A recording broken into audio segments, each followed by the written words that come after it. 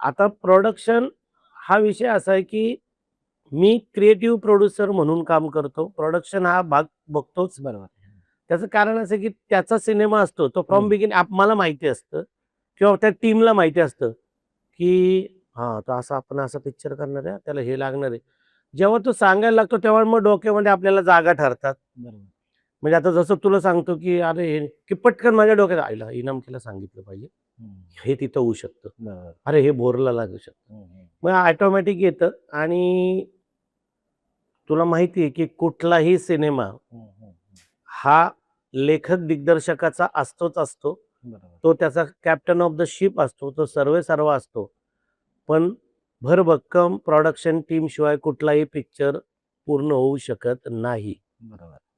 कारण त्या दिग्दर्शकांनी आणि लेखकांनी सांगितलं मला हे करायचंय, तिथं करायचंय, हे पाहिजे, ते पाहिजे आणि ते त्या वेळेला त्या वेळेत नाही पोहोचलं तर तुला माहिती आहे काय केओस होऊ शकतो. बरोबर. म्हणजे उदाहरण म्हणून तर ते प्रोडक्शनचा हा कुठलाही केओस होऊ नये आणि या पिक्चरचं सगळं सिनेमाचं सगळं शूटिंग कुठलाही अडथळा येऊ नये याच्यासाठी मी आपला तो एक भाग बघतो बरोबर. आणि अभिनेता म्हणून असेल तेव्हा मग कॅमेरा समोर जातो.